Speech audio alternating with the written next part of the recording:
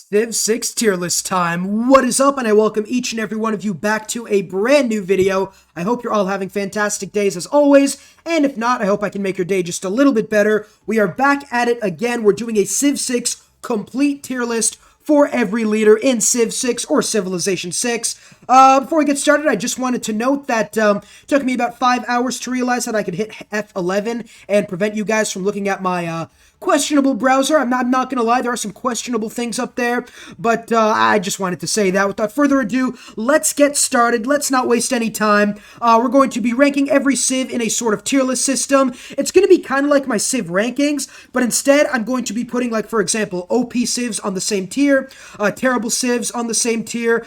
Before we even get started, it's just Eleanor. There's 2 Eleanors of England's for some reason, but quantity does not mean quality, so yeah, they're both going in the F tier. I don't care how many Eleanors there are from England, they are going to the F tier.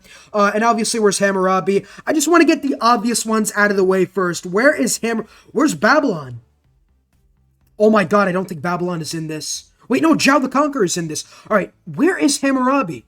He's hiding from me. He doesn't want to be ranked. He's too good for this tier list. I am honestly confused. Where's Hammurabi? Where is Hammurabi? How much crack am I smoking? Oh, there he is! My god, he was at the bottom. I wish this was in alphabetical order, not going to lie. Can I make another tier aside from S tier? No? Add a row above. We'll call this Hammurabi. Nope, not this. Nope, this is S tier.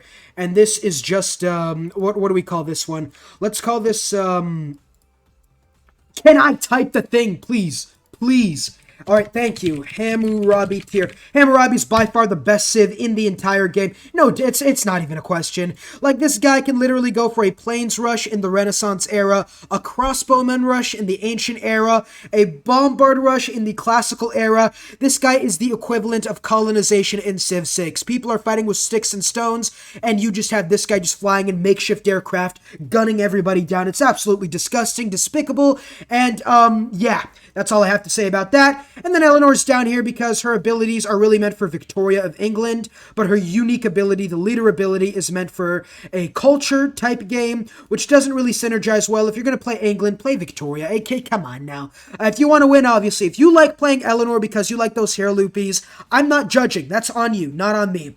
Let's go. We're going to go down the list. We're going to start from Germany, Frederick Barbarian Rosa, and we'll end up with Zhao the Conqueror. So let's start with Germany. Germany, I think, is an easy S tier. It's simple. The Hansas are absolutely disgusting. If you get a really good start, you get dams, you get rivers. You could even go for a religion and go for the work ethic pantheon, or the work ethic belief, sorry. That allows you to get even more production. Germany just has so much production, and that translates to every other victory type. You want wonders? Culture victory. You want science? Research labs and universities, which usually take 15 to 20 turns, take you 5 turns at the max. And diplomatic victory, I guess you could buy nothing really for diplo victory, but even religious victory, you're going to be able to build a lot of the temples and stuff faster. It's less for a religious victory because holy sites and temples are really early game and they're easy to get. But when it comes to the other 3 victory types, culture, domination, and science, Frederick is just S tier, no doubt about it. The Hansas are absolutely insane, even though he does not have a unique unit, wink wink. Next up, we got Wilhelmina. Wilhelmina, I'm going to put in the B tier, just for reference sake. S tier is godlike. A tier is really, really damn good. B tier is above average, good but not great. C tier is just average. D tier is below average compared to everybody else. I don't know what E tier is there for. You know what? Let's delete E tier. Yeah, D tier's below average, and then F tier is just trash, I guess. Alexander is also S tier in my opinion. Alexander, he allows you to go to war and go for science at the same time. It's just so incredible. No wear-weariness. You get 2 unique units. You get a unique ability that lets you heal when you capture wonders. And then you also have bonuses towards science. You don't even need campuses as Alexander. And you can use the extra units to go for 2 civs or even 3 civs at the same time. My god. So Alexander right there is in the S tier because, well, he just does domination and science so well. And by the time you are finished, the first classical era rush, the medieval era rush, you will have at least 2 to 3 civs territories under your belt, and if you get 2 to 3 civs conquered in Civ 6 on any difficulty, it is just game over as long as you have, I would say about 2 brain cells should be enough, but I think you can get past with 3, or 1, sorry, I don't know why I said 3, but yeah, Alexander, domination. If you're going to go for a domination victory on deity for the first time, I would recommend Alexander. After that, we got Chandragupta. Chandragupta, I am going to put in the B tier. However, he's going to be high B tier, right? He's going to be, I'll work on placing these guys exactly afterwards, but he's going to be high B tier.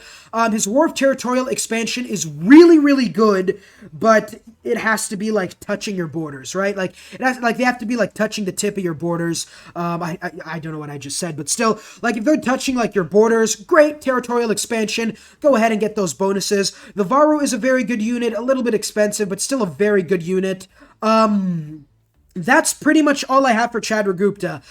He's really good, but if you get him in the right situation, but sometimes you're not going to be in the right situation. You know, maybe you're like bordering the Aztecs or like somebody like Alexander in the early game, or maybe even Korea, who's going to have like massive amounts of science. So maybe you're not going to be able to make use of your expansion well. And then obviously the step well and the follower belief, it's nice on him, but it really isn't conducive to his victory type. So all in all, I'll put him at good but not great, an above average Civ for sure, although I have not played him in a year, so that might be subject to change later on.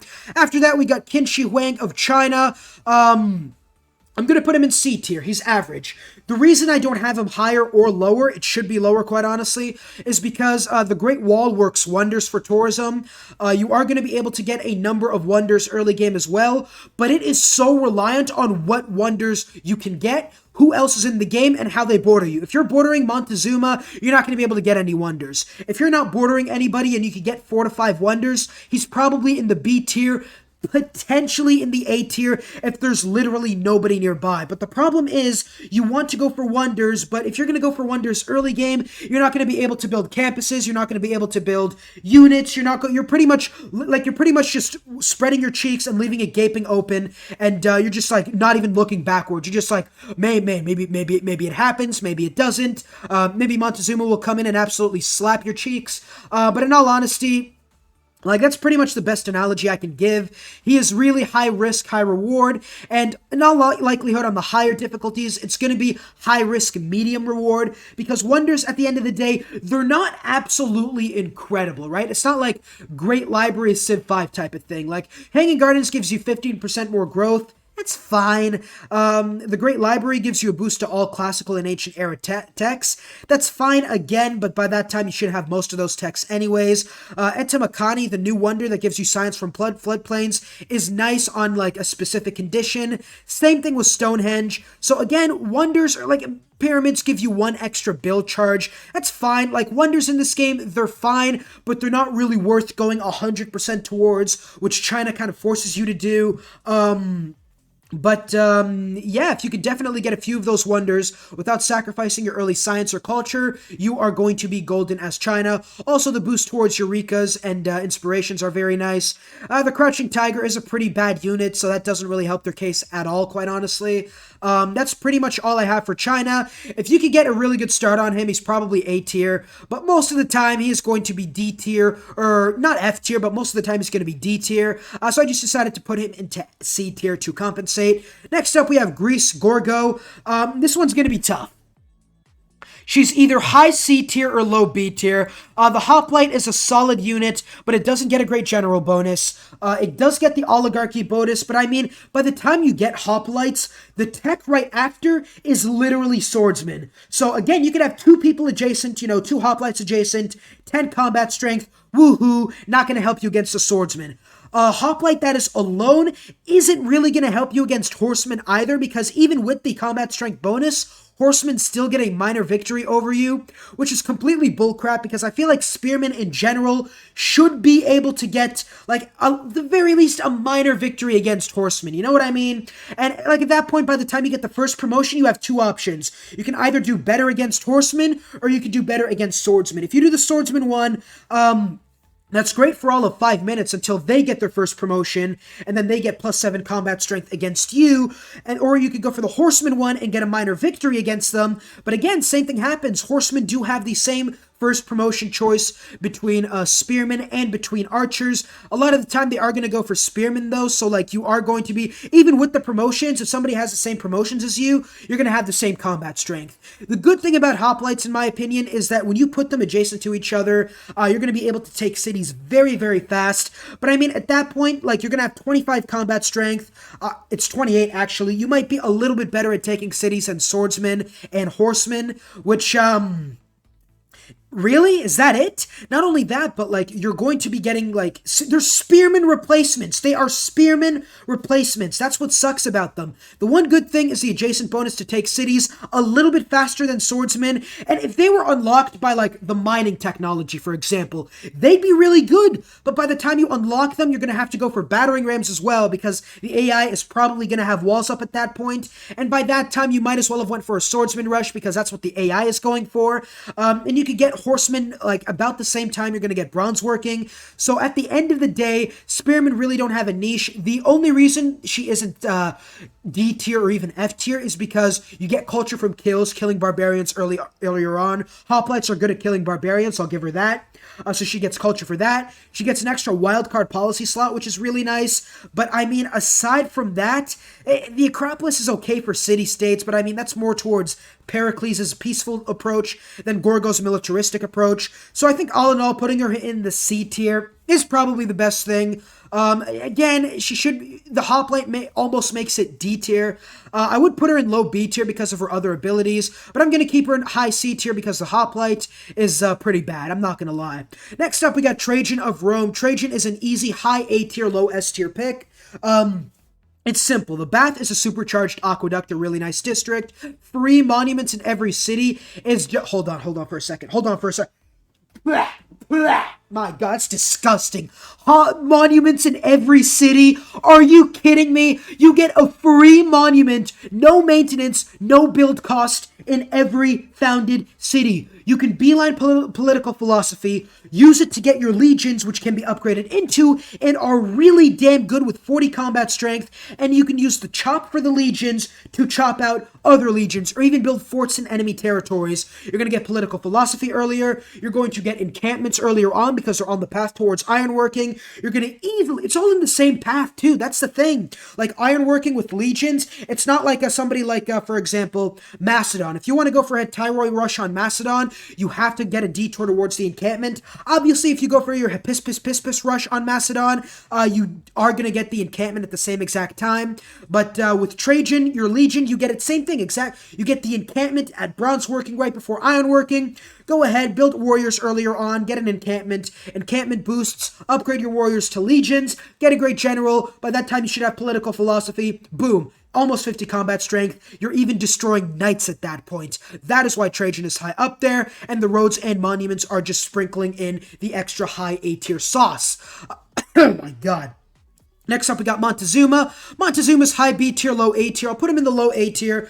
The thing about Montezuma is you want to go for an early rush, but you don't want to, you're not focused on taking cities, if that makes sense. You're still focused on taking cities, but your top priority should be find an early city-state or early civ, snag as many builders as possible, build as many districts as possible, take a few enemy cities, build a few settlers, get some luxuries, and then maybe later on you could go for a swordsman rush to finish off the first civ you took out.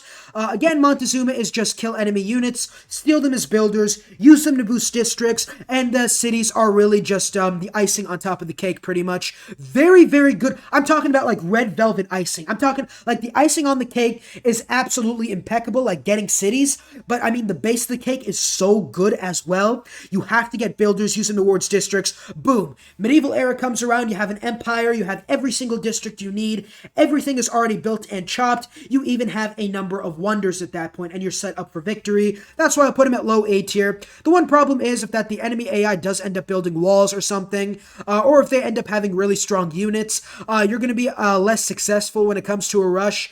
You still don't want to build too many settlers as the Aztecs. So again, if you're not able to take too many cities, it's still good. It's still B tier material. It's just not A tier material, if that makes any sense. Real quick reminder, if you've enjoyed the video, don't forget to like and subscribe. Helps me out a ton. And let's get back into the video. Next up, we have the Khmer, or Jayavarman the 8th. I'm learning how to say the name, or is it the 7th?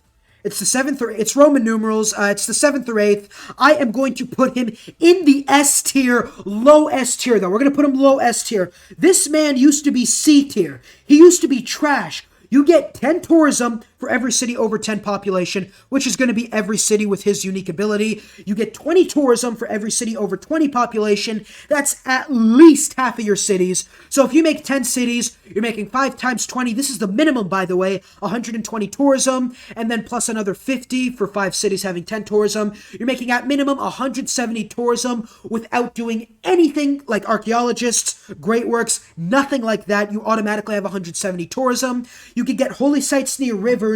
Use the river goddess promotion, which is not really hard to get even on deity. And you can get aqueducts and farms to give you massive amounts of food, housing, and faith. Holy sites giving you amenities and housing with Goddess of the River, as well as farms giving you food and faith near aqueducts and holy sites, and aqueducts giving you, I think it's more housing near holy sites, I'm not too sure. But Jayavarman the 8th or 7th, it's one of those two, is just so good at building massive cities, and the Domri, which replaces the Trebuchet, is just massive. Like, I've used him, disgusting. Absolutely should not be allowed within 5 feet of a school zone, quite honestly, because it is just, the Domri will absolutely wreck anybody with medieval era walls or less. Even Renaissance walls, it does a good job on. You build 2 to 3 Domris, you build 2 to 3 knights and or coursers, depending on the strategic you have, and you will be able to go to town with your nearest rival, take their cities, more tourism, more population. Taking cities is something most culture civs struggle with, like China, France, even Bull Moose Teddy, they really don't have an advantage towards combat strength. So Jayavarman, who has really good medieval era trebuchets, is going to be able to take more cities, remove enemy culture output, and increase his own culture and tourism output. That is why he is S tier. That is why he is the, I'm not going to say number 1 culture save, but he's damn close. After that, we got Pakatui of the Incans. I'm going to put him high A tier. Below Rome, though, above the Aztecs. He gets so much population from his, the terrace farms. He can work mountains. Like, those 2 abilities alone are absolutely incredible and alone vault him towards the A tier. If he had a good unique unit and a good unique improvement, he would probably be S tier. I mean, the unique unit, you might be in the comments like, oh, but you get double attacks on skirmishers. That's great. No, it's not. No, it's, hey, let's be honest, right? Let's be honest. It does not matter if you can get 5 attacks on the skirmisher. The skirmisher has to be in melee range, right? He gets absolutely 1 shot by enemy knights, coursers, and gets 2 shot by enemy horsemen. So, what you're going to be doing is, you have to kill the enemy unit within 2 attacks, or he's going to kill you. Now, judging by what I know about the skirmisher, it's going to take you at least 3 attacks to even take out an enemy horseman. So pretty much what this is it's just the equivalent of enemy crossbows shooting at enemy like super armor musketmen, being like, haha, that tickles, and just unloading fire onto it. That's pretty much the equivalent. All skirmishers suffer from this problem. The one advantage skirmishers have, and I think it also goes for rangers, is that they're able to destroy enemy ranged units. Like, if you're somehow, because the AI is so stupid, able to get to enemy ranged units, you'll be able to kill them, especially with the Incan in 2 shots. So instead of having an F tier unique unit, they have a D or C tier unique unit. So my bad, bro. The other unique improvement that allows you to move between mountains is fine. It isn't anything fantastic unless you have like a mountain range you want to pierce through. It's solid, but it doesn't really increase his ceiling. The thing about Pakicuti is you want to go for science victory. You want to build high population cities and build terrace farms, giving you massive foods and production and making your mountain tiles workable. That alone puts him in the A tier, which is what I have him for on this list.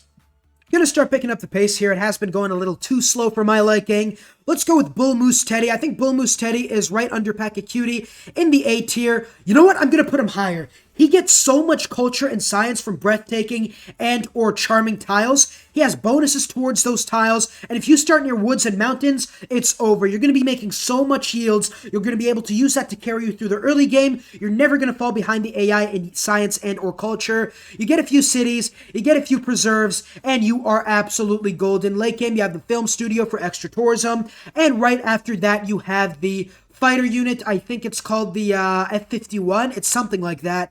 But it's a pretty good fighter unit. It comes in late, so it isn't like the best unique unit, but it's not the worst, especially if you have oil.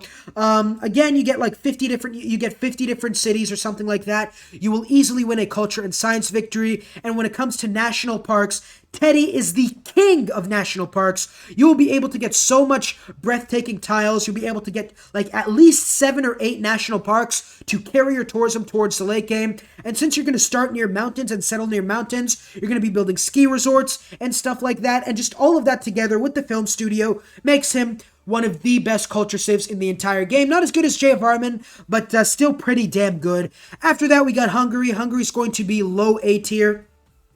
The ability for him to levy units is just absolutely monumental. It's just incredible because you get suzerain of a city-states, especially if you have Himiko. If you go Heroes and Legends and get Himiko, it's game over. Before, when Himiko gave 10 combat strength for adjacent units, pretty much what happened was I did a video on that. I think I had 70 combat strength swordsmen. It was it was 81. I had at maximum an 81 combat strength swordsman, which is stronger than infantry, which is absolutely fantastic. They nerfed Himiko a little bit in the April update, making it 5 combat strength. But also you have nice advantages. You know, you have the thing that gives you amenities. I forget what it's called. The other thing is you also get production boost towards building districts on the opposite side of a river, which isn't too hard to do when you're planning out districts, especially if you take your time. But really, it's the fact that you can levy city-state units for cheap. You get envoys when doing that, so like they are not going to be able to snipe your city-states. So really, you also get a great general. You get a few of your own units. You get the Black Knight, which is very, very nice, giving you combat strength for every adjacent levied unit. The Hussar it has one thing going for it. It upgrades from the Black Knight, and the thing that sucks about it is it gets 3 combat strength from every alliance. And at that point, you're already going to be doing so much war, you know, Ancient Era War with levied units, Medieval Era War with your Black Army. Finally, the Hussars, you're not going to have really any alliances, quite honestly. Maybe you'll have one if you're lucky, but at the end of the day, that really doesn't make it a very good unit. The fact that you can upgrade into it from the Black Army is fine, and it's good, but the Hussar really isn't anything too special in and of itself. It is a little stronger, so there is that, but aside from that, we're going to put him at low A tier because he's still a very, very strong pick. But if the Hussar was like 3 combat strength from every every levied city-state units you have. So for example, if I levied from 2 city-states, I get +6. They would probably be high A tier, low S tier. If Himiko wasn't nerfed, they'd be at least mid A tier. But for now, I'm going to put him at low A tier. And real quick, before we continue, I like Gorgo better than China. And I do like, I think I like Alexander better than Germany, in my opinion. Yeah, you know, I like Alexander. It's just his abilities are so fun. They're so fun to play as.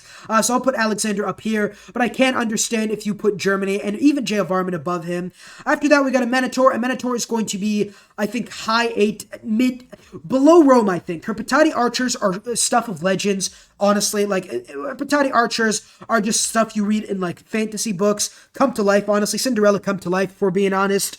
The Nubian Pyramid is RNG. If you're a reroll scummer like me, probably you're going to be able to get like 1 adjacent desert tile. The best map for Nubia is having 1 adjacent desert tile, lots of really good tiles, and then maybe desert like later on or something. With the Nubian Pyramid, you get massive production towards districts. You get the Patati archers. Your unique abilities fine production towards ranged units, which is really good for Patati archers. Patati archers are more expensive though, so you're probably shaving just a 2 or turn off regular archers. Aside from that, pretty much, I have nothing else to say about her. One of the OG Civs, I think she came with an early pack, so her abilities really aren't too in-depth. Build archers, kill enemies, build districts, profit. That's pretty much a Minotaur. After that, we got Coupe. Coupe, I think, is going to go into the high C tier, low B tier. We'll put him low B tier, I think. His bonuses are nice, but you're not allowed to get great writers. You're not allowed, you know what, he's C tier. He's C tier. He's high C tier. He's high C tier. He's got a unique mechanic starting in the middle of the ocean, but the fact that you don't get great writer points, the fact that really you're not, like, you need to keep your woods without building any improvements on them aside from lumber mills. You get adjacent culture bombs from fish tiles, which is nice. Aside from that, though, really Coupe is he's fine. He's an average Civ, an above average Civ, maybe on a really good map. But the fact that you can't build great riders, his unique unit isn't anything too special. Yeah, it's pretty much all I have for him. High C tier. Next up, we got Jadwiga. Jadwiga's going to go into the middle of the C. I like her better than middle of the C tier. Middle of the C tier for Jadwiga. Really, the king of Poland. Yes, she's a king. The king of Poland is... They made her ability change to where instead of culture bombs working for just her own religion, it's going to be working for the majority religion, which doesn't make sense at all. Like, you can't even argue for it because, like, think about it, right? It's her culture bomb bonus with the encampments and holy sites only works towards enemy cities. Like, it converts, culture bombs convert enemy cities to your majority religion, which it used to be her own religion, which was fine because, like, the change doesn't really matter because if you don't get a religion as Poland, it's a nerf because you don't want to be spreading anybody else's religion at all. It's dangerous. It's terrible. Let them do all the hard work. It's really not worth it for you to spread anybody else's religion. If you're spreading enemy cities to enemy religions, that's just a recipe for a surprise religious victory. So I don't get the understanding behind that thing. I mean, if the enemy has a majority religion over you, it shouldn't happen, especially if you're going to go for a religion of your own. So really, 90% of the time, it's not going to be a buff or a nerf. But if you fail to found your own religion, it's going to be a nerf, pretty much, in my opinion. The encampment building is fine, although I don't understand the what you're going to get with encampments and holy sites. Maybe Crusader is fine. The other thing is you don't really get a bonus towards founding your own religion. I know some people are going to be like, well, she gets a free wildcard slot, which is pretty damn nice. I'm not going to lie. The wildcard slot is absolutely fantastic. The only thing keeping her from really a lower tier than this. But I mean, are you like you're using your wildcard slot in order to get great profit points? I guess, but mysticism is like a while away from the tech tree. It is also away from the other techs you're going to want, like political philosophy, and even stuff like theology and natural philosophy, honestly, and drama and poetry. It's like in its own sort of corner over there. Mysticism is... Again, like at that point, like there might be most religions have been founded at that point. And honestly, the other thing is you're already going to have holy sites at that point. You're already going to be getting great profit points. Beelining mysticism, really, unless you start near a culture natural wonder, isn't going to be the best thing to do. It's not the most efficient thing to do. And if you do decide to do that and go for an early religion, just like China, you're opening yourself up to enemy conquest. At the very least, you're going to have to get a few archers before you go for astrology. And if you do that at that point, like, you might even lose out on a religion, or at the very least lose out on the best bonuses. So Poland's going to be C tier, mid C tier. I might put her above of Gorgo, depending on how I feel later on, but yeah, at this point, she's just going to stay where she is. Next up, we got Gandhi. Gandhi's D tier. I don't like Gandhi's abilities. Gandhi's abilities, they're not terrible. The whole religious follower thing where you have to, like, have a balance of having many different religions in your cities.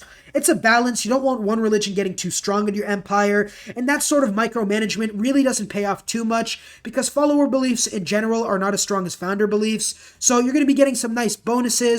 But I mean, you mess up a little bit, and then your entire cities and your empire is converted to one specific religion. It's kind of meh. The Stepwell is really great. The Varu is really great. I feel like Chandragupta, makes use of the bonuses better than Gandhi does.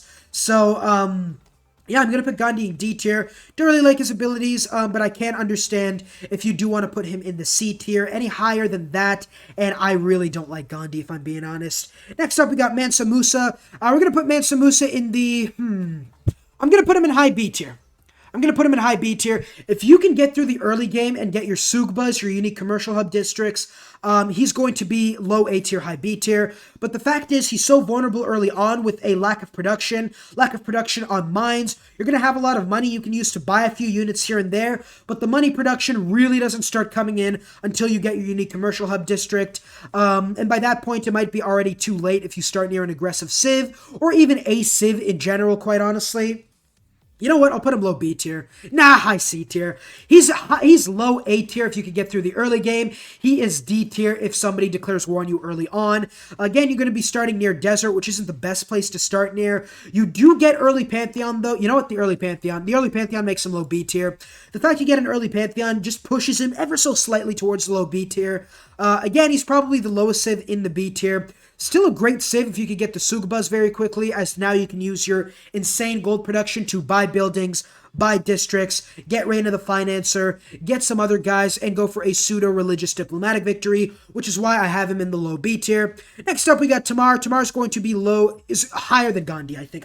I'll put her, I've played as her, like, we can't have any more Tamar memes, I'm sorry. She's not the worst civ anymore, right? She is not the worst civ anymore. Really, that belongs to England. What's her name again? Eleanor of England, yes.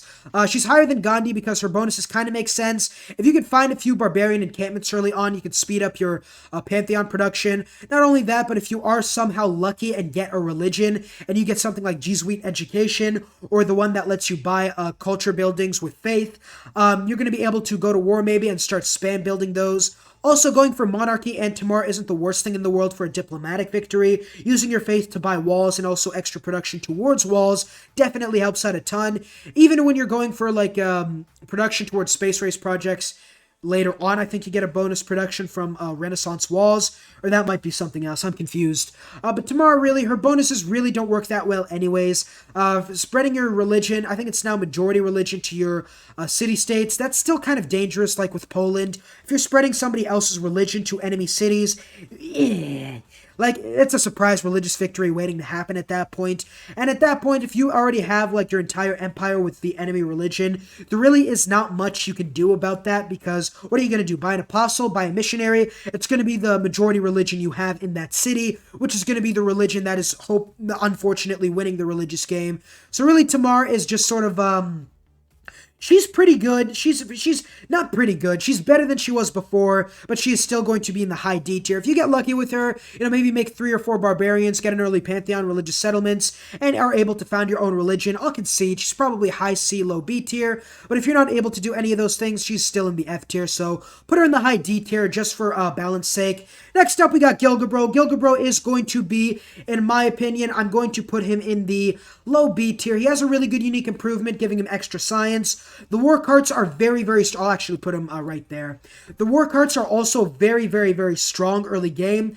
But again, on the higher difficulties, it's going to be a struggle because enemies are going to be getting war carts, war chariots of themselves, which can somewhat counteract your war carts. And by the time they get walls, it really is goodbye to the war cart rush. So pretty much as Gilgamesh, it's feast or famine. If you get a nice early game bonus against enemy walls, or against enemy cities, you build a few of these guys to spawn near an enemy city, you take out an enemy empire early on, you're pretty much set for the rest of the game. But if not, your abilities really don't work too well without the war cart. Again, your unique ability, allies with Enkidu, as well as your civilization ability, really, they're fine, but they're not great. Again, he was one of the OG Civs, so his abilities really aren't the best. But, I mean, at the end of the day, I'm going to put him in the B tier because, it's feast or famine. He could be high A tier or low D tier, depending on what you do with him. The unique improvement does give him some sort of, consistency. 2 science from every ziggurat is really, really good. That's why I'm going to have him at the mid B tier instead of like the low or high C tier, or low B tier, high C tier. After that, we got Scotland, Robert the Bruce. He is going to be low A tier. If you could get amenities early on and get ecstatic cities, you are looking great for a science or culture victory, sorry. Also, you get a bonus towards amenities from the golf course as well, which will allow you to reach that plateau sooner. If you're playing Scotland, I do recommend playing on a larger than normal map, so that more continents spawn, more civs spawn, more luxuries for you to trade for. And honestly, you just want as many cities and entertainment complexes are going to be very, very important to Scotland. You don't just want positive amenities, you want +3 to 4, potentially even 5 amenities as Scotland.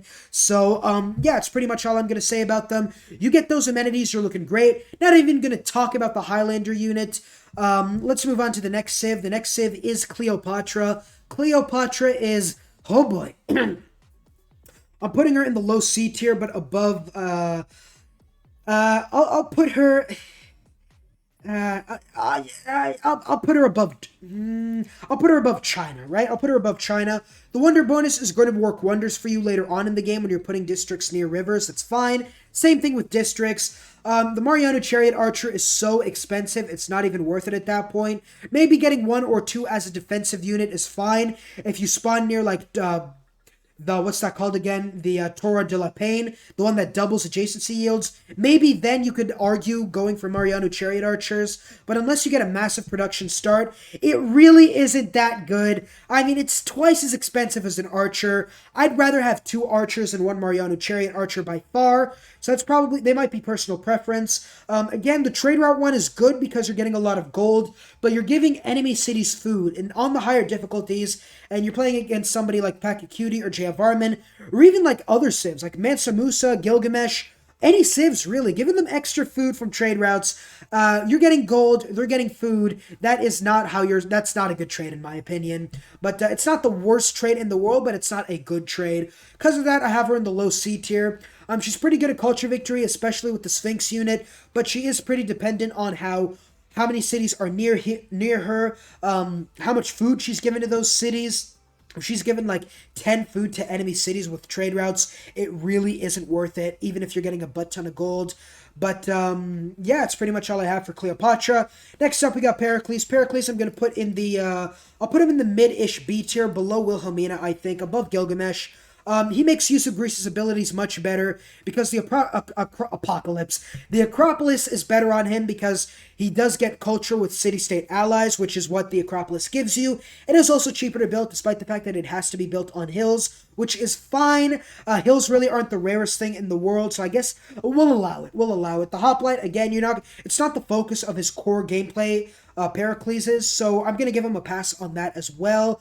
Although, again, same thing, when it comes to Hoplite Rush, he is worse than actually Gorgo. Gorgo, at the very least, gets extra combat strength per military policy slot in your government, so that's something Pericles doesn't have. But other than that, I'm just going to give the... Pericles is the better Greece because his unique ability is much more consistent towards later stages of the game than Gorgo. You get 5-6 suzerains. You go late game, you stack it on with the diplomatic policy card. That gives you 5% culture for every suzerain you have. You're looking at 10% culture per suzerain. You get like 5 or 6 suzerains, as is Pericles and Greece really wanting to do. And you are looking at a massive, massive boost towards culture. That's why I have him in the mid-B tier. There are still so many civs left. I mean, my god, I'm getting tired. I might split this up into 2. I'm going to split this up into 2 videos. I'm going to end the video right there. It has been a very, very long video. How long has it been exactly? It's been 19 plus 18. It's been almost 40 minutes. I'm not going to edit it. I just want all my thoughts to come out. So this is pretty much the first half of the tier list. I'll put the second half out tomorrow. Yeah, I'll put it out tomorrow. And then we'll just look at the other civs. If you enjoyed, obviously, don't forget to like, comment, and subscribe. It helps me out a ton. And it shows me you guys appreciate the content, which I appreciate in turn. I'm appreciating, you're appreciating, which is going to appreciate the value of my channel. I had that joke in my mind for weeks at that point. I definitely... I just wanted to say it. I'm sorry. But hey, thanks for watching, and I'll see you all in the next video. Peace.